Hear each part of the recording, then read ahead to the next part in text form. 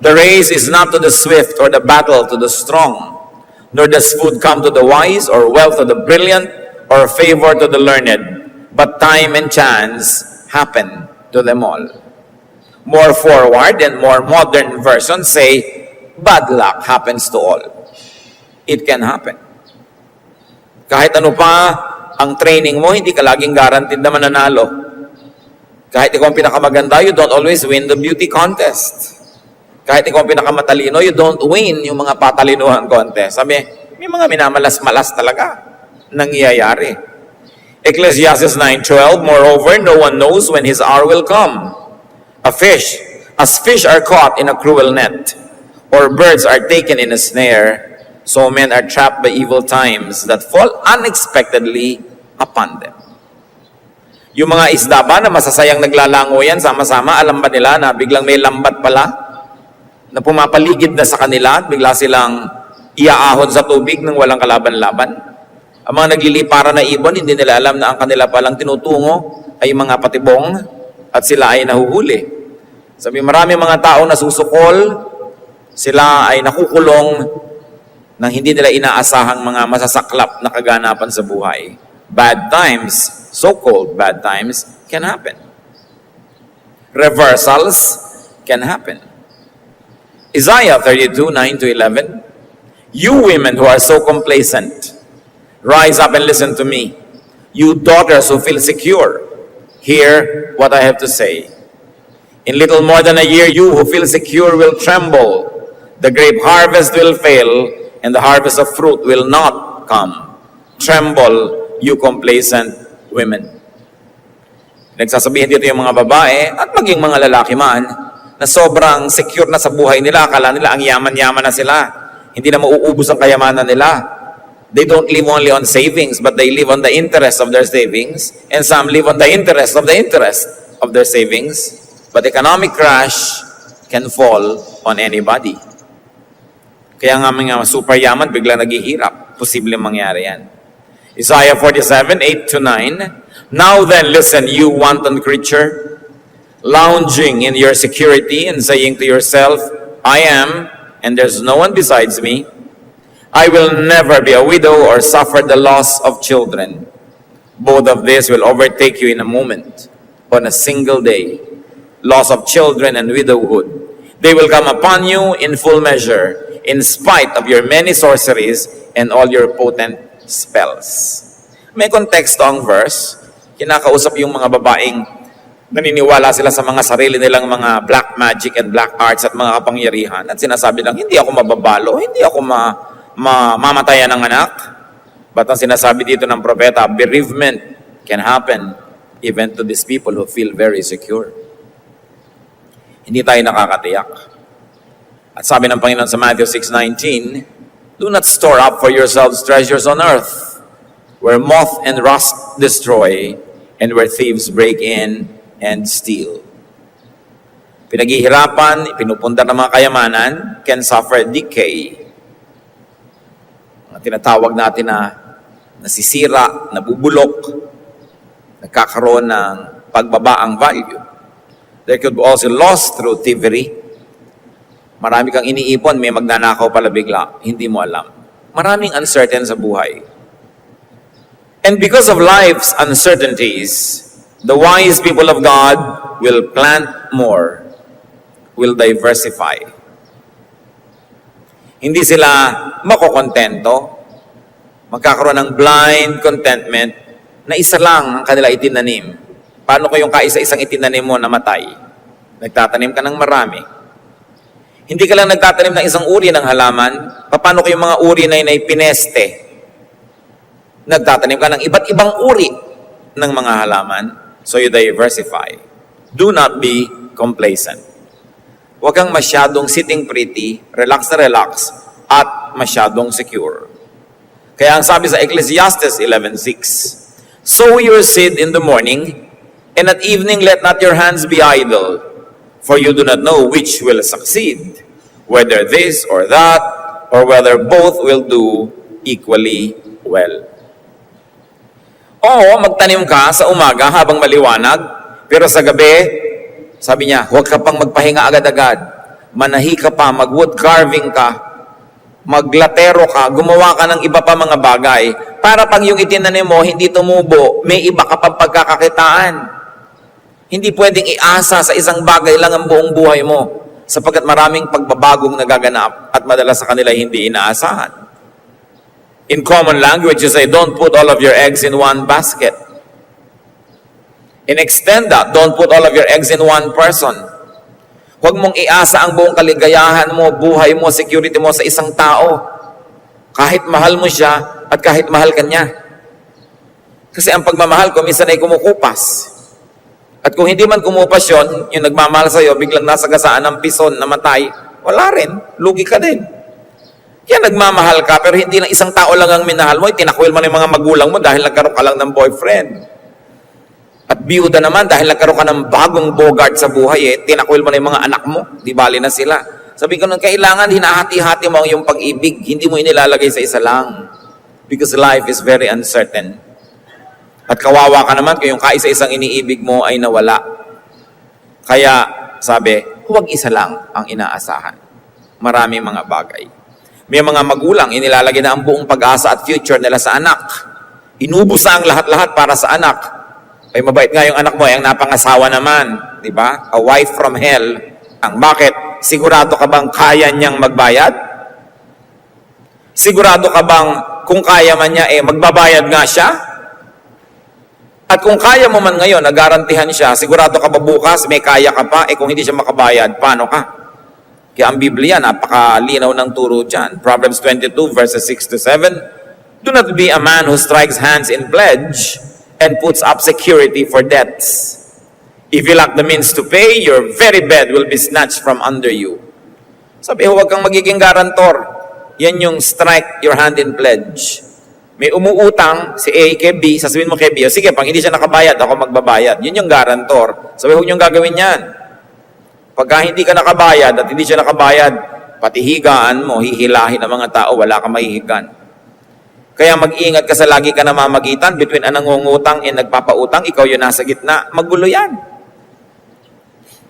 Yung may mag-a-apply ng trabaho, tapos may nangangailangan ng trabahador, ikaw yung maglalagay ng recommendee. Pagka hindi maganda yung performance ng empleyado, sa'yo nagagalit yung employer. Pagka hindi maganda yung performance ng employer, sa'yo magsusumbong yung empleyado. Kaya hindi ka lagi na lang namamagitan, kahit may recommending powers ka, kasi gugulong buhay mo. Kung gusto mong tahimik ka. Ngayon, kung may mga mangilan-ngilan na worth to take risks for, magpakabayani ka. Pero dapat handa ka na maaring maiba lahat yan.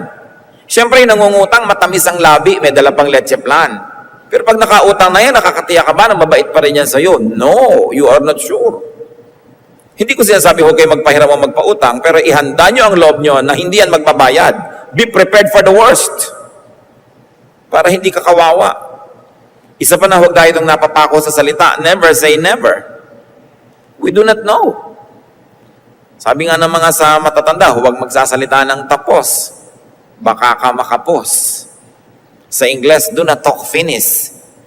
Nadinig ko yung isang classmate ko nung araw sa inyo, do not talk finish. Ako, ano? Huwag ka magsasalita ng tapos. Ha, ganun ba yun? Basta do not talk finish. James 5:12, let your yes be yes and your no be no, or you will be condemned.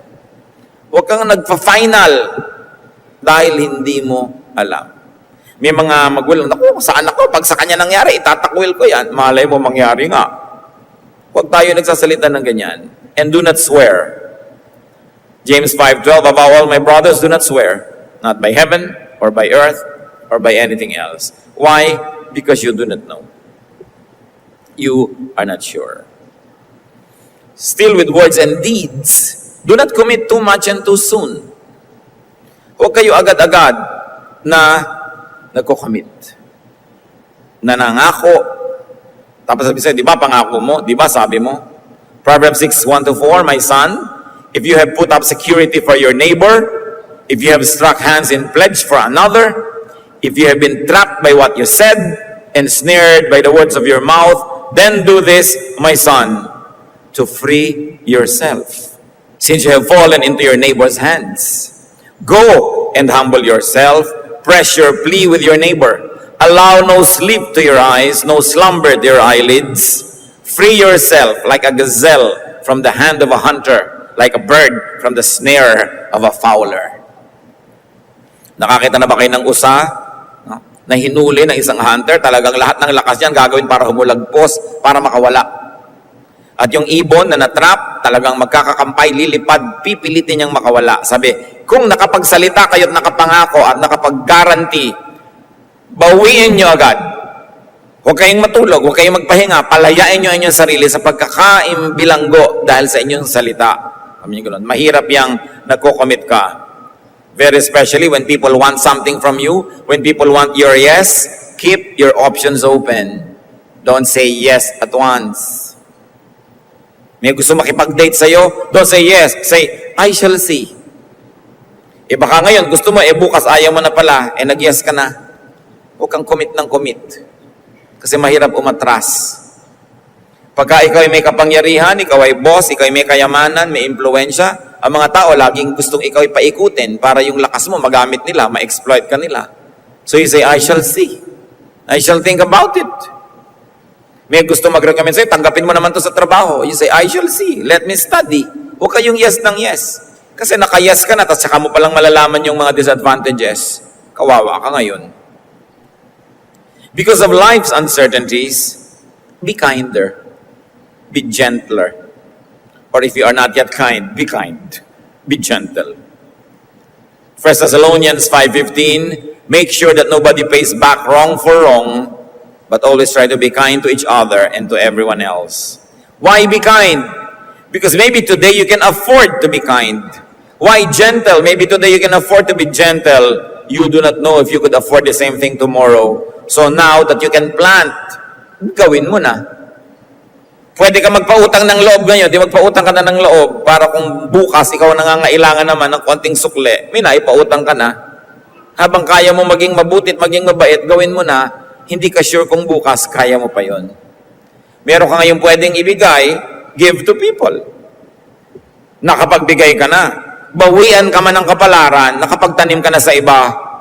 Kesa sa habang meron ka, ang kunat-kunat mo, ang damot-damot mo, tapos binawi din sa'yo ng langit lahat, wala ka malang nagawa ng mabuti. So ngayon, wala malang nagsusukli sa'yo. Kawawang-kawawa ka naman. Proverbs 11:24, one man gives freely, yet gains even more. Another withholds unduly, but comes to poverty. Isang hiwaga ng buhay. Meron nga naman pala bigay ng bigay, pero magtataka ka, lalo naman siyang nagkakaroon. Meron naman ang kunat-kunat, ang damot-damot. Sobrang mag-impok at mag-ipon para sa sarili lang, pero siya pa itong naghihirap at siya ang nagdarahok. Hindi ko mo kuripot yung mayaman. Hindi ko mo pala bigay na uubusan. Mahiwaga ang buhay. So give to more people. Don't just give to people, but give to more. Kung isa lang yung binibigyan mo at nilimot ka, kawawa ka naman. Kung marami ka namang nabibigyan, kalahati man nun makaalala sa'yo, you have better chances at being happier. Hindi yung magulang ka, isang anak mo lang yung paborito, siya lang pag-aaralin mo, siya lang bibigyan mo ng lahat. Yung iba, hindi na. Tapos kung matatanda ka, biglang nag-astronaut yung paborito mo at hindi na nakabalik, nasa buwan, paano ka na ngayon? Kailangan marami kang binibigyan. Ecclesiastes 11:2, give portions to 7, yes, to 8. For you do not know what disaster may come upon the land.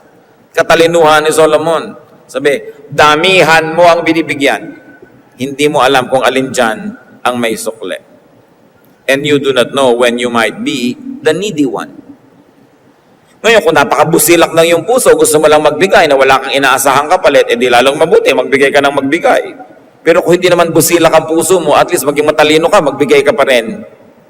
Kasi hindi mo alam, baka mamaya ikaw ang mangailangan. Because of life's uncertainties, fortify and strengthen yourself. Physically. Marami tayong hindi alam na mangyayari, kaya kung kaya mo palakasin ang sarili mo, palakasin mo na. Magtulog ka ng magtulog. Hindi mo alam kung next week may mamamatay ka palang kamag-anak at ikaw maglalamay araw-araw. Hindi mo alam.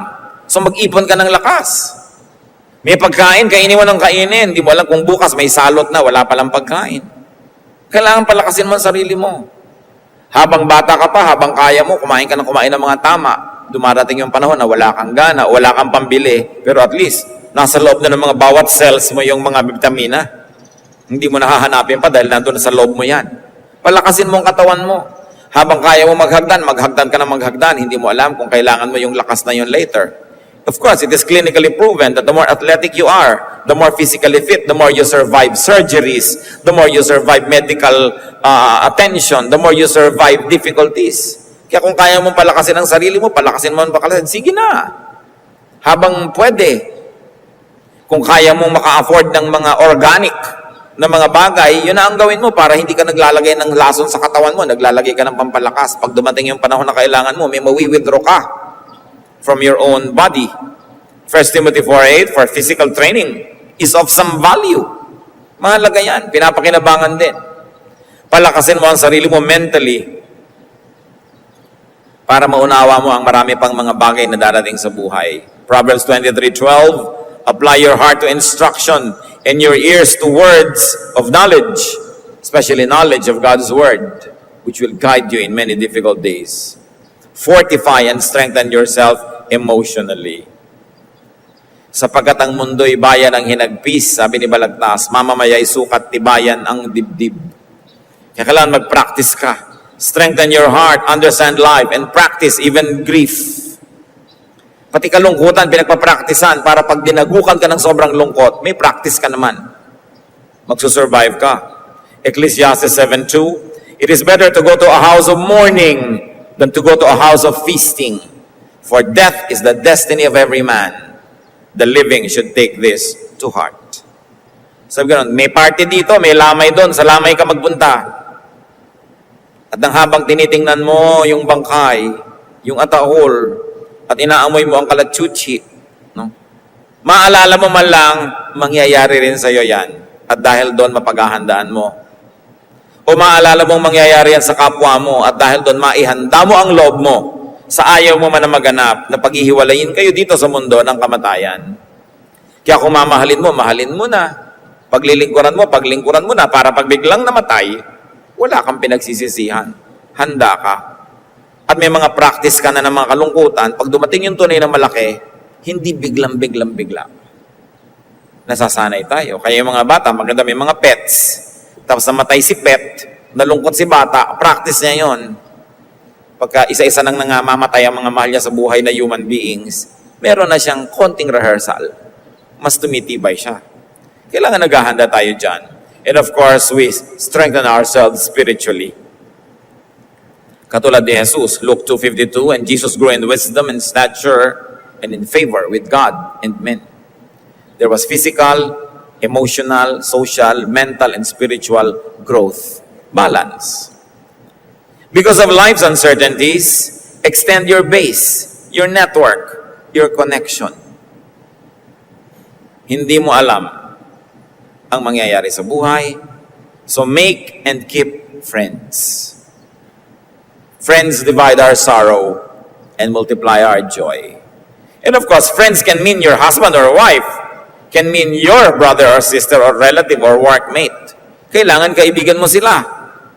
Masarap ang may kaibigan. Ecclesiastes 4:10, if one falls down, his friend can help him up. But pity the man who falls and has no one to help him up. So ang marunong na tao, hindi lang nagsisave ng pera, hindi lang kumikita at nag-iimpok ng pera, kumikita at nag-iimpok din siya ng mga kaibigan. Mga kaibigang matitino, mahuhusay, tinutulungan, nakikipagtulungan. At kung babalik rin natin yan, mga kapatid, because life is so uncertain, do not make and do not keep enemies. Ang gulo na nga ng buhay, pwede ka nang tamaan ng kidlat nang wala kang kamalay-malay. Tapos pwede ka rin tamaan ng bala ng kalaban mo. So bakit ka gumagawa ng mga kalaban? Ba't mo dadamihan ang mga posibilidad na gumulo, mahirapan at masaktan ka? Proverbs 20:3, it is to a man's honor to avoid strife, but every fool is quick to quarrel. Isang malaking karangalan na kaya mong umiwas sa gulo. Pero pag hangal ka, palainitin ang ulo mo, palababag ka, mahilig ka makipag-away. Umiiksi ang buhay mo, dumadami ang panganib, o kaya kumukonti ang potential helpers. Very especially, don't quarrel with relatives or neighbors or workmates because you must live your life with them. Napakalaking kahangalan na sa sarili mong asawa ay naaway mo, sarili mong biyanan, sarili mong anak, magulang, kapatid. Kasi sagot-sot hindi, kahalo sila sa buhay mo. So parang swimming pool mo na nilalagyan mo ng lason, wala ka naman choice, doon ka rin lalangoy. So bakit ka makikipag-away sa neighbor na araw-araw dumadaan ka sa tapat niya? Binubuhusan ka ng urinola pag dumadaan ka. Gusto mo ba yun? Kesa hagisan ka ng mga bulaklak at mga hasmin pag dumadaan ka. Napakalaking kahangalan niyang makipag-away. At lalo yung makipagtarayan, makipagpasikatan, at mag-maintain ng away. So if you are wise and because life has many uncertainties, you want to increase your security, do not needlessly annoy or inconvenience. Do not needlessly disturb or offend or alienate people. Romans 12:18, if it is possible, as far as it depends on you, live at peace with everyone. Pagpayapa ang iyong relasyon sa tao, mas makakatulog ang mahimbing. Baka bigyan ka pa niya ng unan. Pag-ising mo, padala ka pa niya ng merienda. Pagkakalaban mo siya, hindi ka makatulog dahil baka kanya pukpukin habang ikaw ay nahihimbing. Kaya nakakapagtaka yung mga tao na mahilig mang-away. May kilala pa ako, alam niyo yung pinagmamalaki, ang specialty daw niya, manginis. Yung Raymond, tuwang-tuwa ka na kinakainisan ka, ang galing-galing mo manginis, di puro kabwisita ng darating sa buhay mo dahil nang-iinis ka eh. Pero may mga ganong tao, they are so foolish that they even take pride in such a horrible habit. Because life is so uncertain, be friendly to the king. Be friendly to the powerful. Liban na lang, sobrang sama na ng powerful na hindi ka na kailangan makipag-friends dahil pag pinarusahan siya na impyerno, madadamay ka na. Proverbs 24:21-22. Fear the Lord and the king, my son, and do not join with the rebellious. For those two will send sudden destruction upon them, and who knows what calamities they can bring. This is a very personal counsel. Unless grave morality is already at stake, be friendly with those who are powerful because they can harm you. Yung iba nakakapagtaka, kamag-anak, may yumayaman na kamag-anak, umaasenso, dahil naiinggit, inaaway, hindi pinapansin. Hindi mo alam, mamaya, na emergency ka, kailangan mo ng pera, siya pala makakatulong sa'yo. Bakit mo inaaway? No? Yung mga iba, pag umaasenso na yung kaibigan nila o kamag-anak, nilalayuan. O kaya ipinapakita, hindi ako impress sa'yo. Wala kang kwenta sa akin. Samantalang, ang dami-dami nilang mapapakinabang kung friendly sila with those people. Umaandar kasi pride, foolishness. Tsaka kung minsan, nakikita mo halba sa mga kamag-anak mo, sa mga kaibigan mo, meron talagang may potential umasenso. Abay, kung marunong ka, kung hindi mo man yun awayin o hindi ka man makipag-friend sa kanya, at least huwag mo siyang awayin. Kasi makapangyarihan siya eh. Kung masyado kang idealistic, bangga ka ng bangga sa power, pwede ka siguro magka-monumento, pero patay ka rin. Ano mo naman yung monumento mo na patay ka? No? So hanggat maaari, be at peace with people who have force or power, especially over you.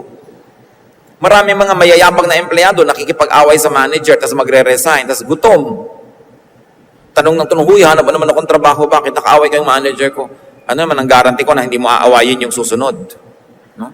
Ako pa ang re-recommenda sa'yo, tas ganyan yung ugali mo, wala kang makasundo. Alam nyo, talagang ang point of view lagi ng mga nasa baba, napakasama nung nasa taas. Ang point of view naman ng nasa taas, napakatamad nung nasa baba. Laging ganun yun. Magkaiba ng point of view yan. No? Kasi magkaiba yan ang hatian sa tubo ng kumpanya eh. So magkaiba yung pananaw. Pero tandaan nyo, empleyado kayo, ay magpakatino kayo, makipagkaibigan kayo sa mga may kapangyarihan sa inyo. Hindi ang yabang-yabang mo. Meron nga isang nag-text sa akin ng isang araw, hanap nyo naman akong trabaho, bakit? Ang yabang-yabang ng supervisor ko. Nasapawan ng yabang mo. No? Kaya naiinis ka dahil mayabang ka rin. Siyempre, kaya ka naiinis sa mayabang. Ang magnanakaw ay galit sa kapwa magnanakaw. Pero habang nandun ka, kailangan mo yung trabaho, magpaka-humble ka. Kailangan mo eh. Ang tao kailangan marunong. Hindi pride mo lang lagi ang papaandarin mo. At ang daming ganyan, resign ng resign. Tapos gutom. Mahirap yun. Kailangan marunong kang makibagay. lalo sa may kapangyarihan. It is a fact of life that you must accept that those who are powerful are always right, whether you agree or not. No? Because might makes right in the many value systems of the world. At kung i-insist mo lagi yung value system mo, ikaw ba yung may kapangyarihan? Kung wala, adjust. Napakahalaga na kinikilala natin na maraming uncertainties. Pinapatibay mo yung buhay mo, pinapatibay mo yung hawak ng mga kuko ng paa mo sa lupa para hindi ka tumba ng tumba. At huwag kang bumabangga sa pader, lalo't hindi naman talaga kailangan. And because of life's uncertainties, attach to what lasts. Attach to what are certain. Especially attached to God. Malachi 3:6, I, the Lord, do not change. So you, O descendants of Jacob, are not destroyed. Remember, God does not change. At pag pinag-uusapan natin na uncertainty, mga kapatid, makinig kayo mabuti.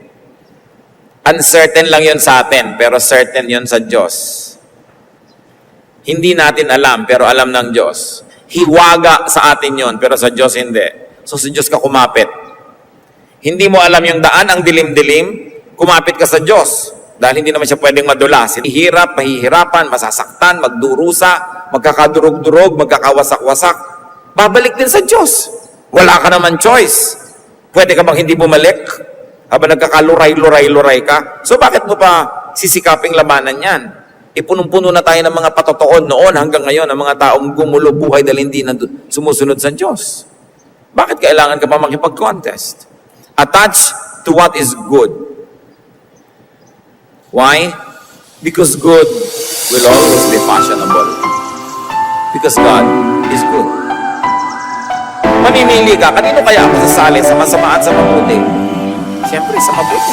Kasi sa'yo mabuti. Nananaig man panandali ng masama, hindi yon magtataka. Hindi pwedeng laging uso. Napapagod ka man sa paggawa ng tama, tama pa rin ang gawin mo. Kasi nasa panig ka ng Diyos. Galatians 6:9, let us not become weary in doing good. For at the proper time, we will reap a harvest if we do not give up. Yan ang isang bagay na tiyak. Ang mabuting itinanim, mabuting ang bunga. Yung mga halaman kasi matagal mamunga. Hindi ka lang sa next year. Siyempre, hindi mo tutunay yung next year. 7 or 8. Grams, 7 or 5. Pero hindi pa rin agad na pag nagsimula na yung mamunga, patay ka lang lahat. Kaya, hindi na gagawin sa matagal pa. Pag naman nagsimula, tuloy-tuloy na. Attach yourself to truth. Attach yourself to eternity. Because these things are permanent.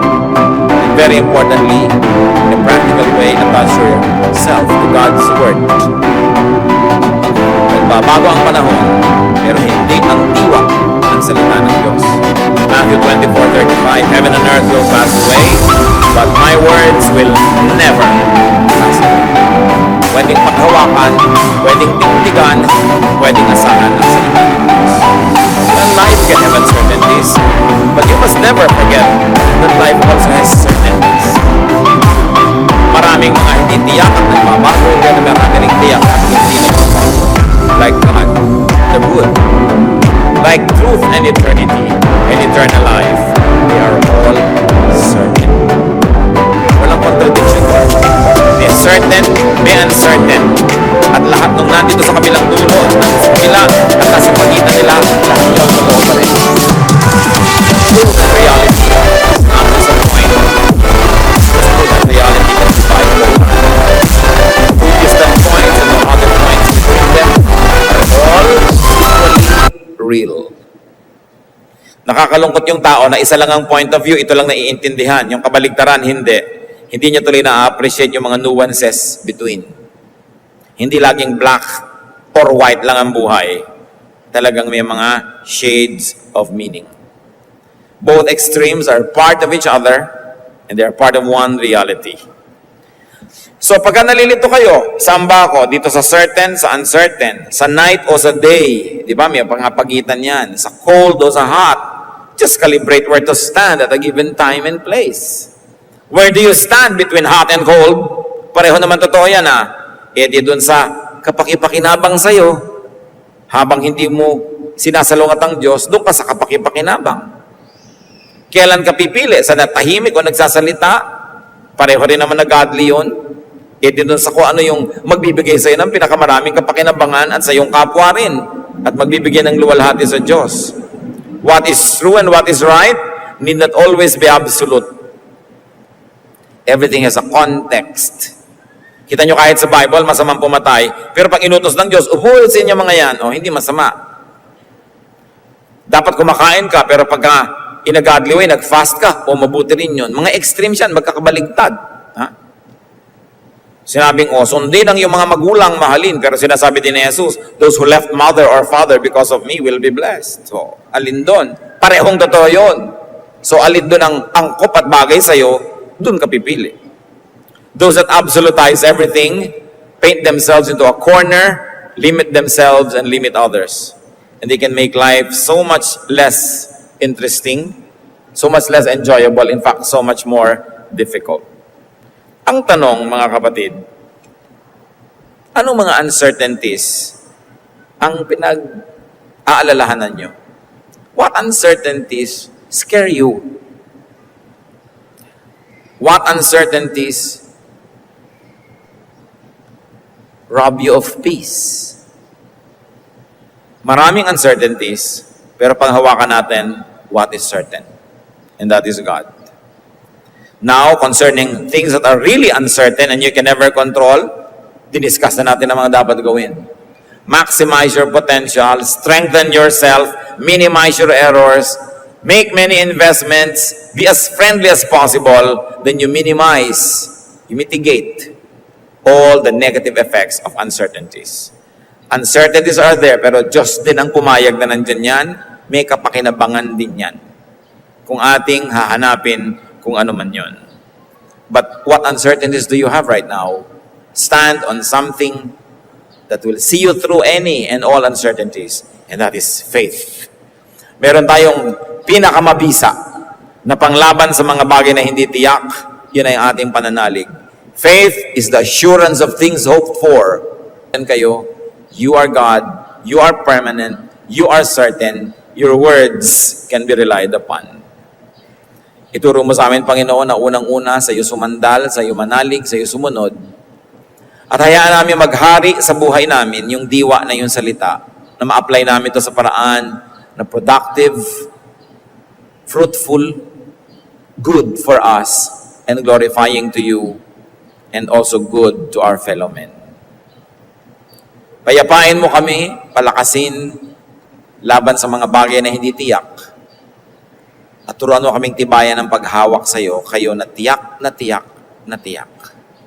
At nawa, Panginoon, dahil maraming mga bagay na hindi tiyak sa buhay, maging marunong kami, patibayin ang sarili, damihan ng aming mga kakampi, ubusin o alisin namin ang pakikipag-away, at sa ganon, mas maraming pagkakataon na pasukin kami ng grasya kaysa gulo.